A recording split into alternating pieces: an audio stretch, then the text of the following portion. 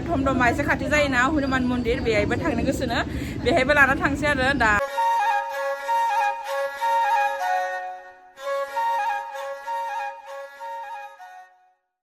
hello everyone welcome back to my YouTube channel खुलुमबाय बयनिसिमबो दायो जोङो थांनो ओंखारदो माबायावहाय मन्दिरावहाय दिनै शिवरात्रि फुजा नालाय ओमफ्राय नैखिहाय बिथाङाबो ओंखारबाय नै रेडि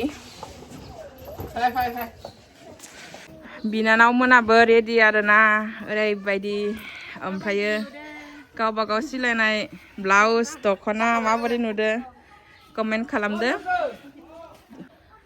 वाव जोंनिया दानिफ्रायनो फट'शुट ओमफ्राय दायो खुलुमखांनानै इसोरनि मेम'रिया फुल जानानै फैसिगोन आरो जोंनिया मामियाबो रेडि जाबाय ने मामि केमेरामेन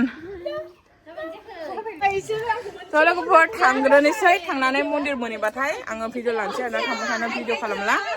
ओमफ्राय आरो खासैनो फैदो गाइसमोन मायाव थांनो खादो नम' नम' होननो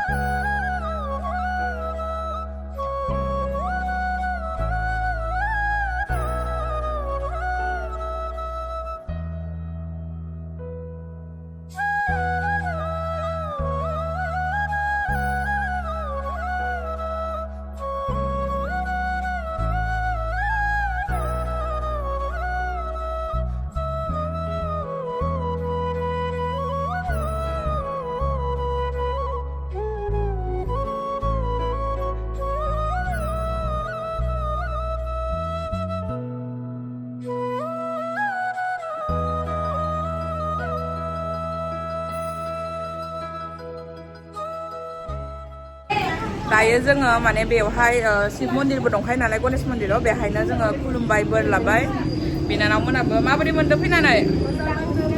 ओमफ्रायो बिसोरनि मोनसे रिक्वेस्ट आरो माने बेनिफ्राय आरो जोंनाव थमदमा एसे खाथि जायोना हनुमान मन्दिर बेहायबो थांनो गोसोनो बेहायबो लाना थांसै आरो दाहाय नुगोन लोगोफोर जाबो थांनानै थ'दो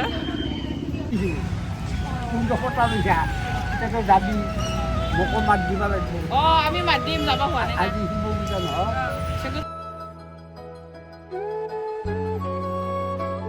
दायो लोगोफोर जोङो दंफाङाव फैबाय आरोना बिथाङा नै नम' खालामनो थाखाय बायदिसिना लाबाय थ' जोङो दंफां हनुमान मन्दिराव फैदों आरोना थ' गोदाना बिथिं गालाय बानायगासिनो ओमफ्राय नैबे ओरैनो टेम्परारि बानायथ'नाय आरोना थ' फिसाजोआ उन्दुलांबाय बानानै खस्थ' मस्थ' थ' बिबोनांफोरा खुलुमहैबायना आरोना सिगाङाव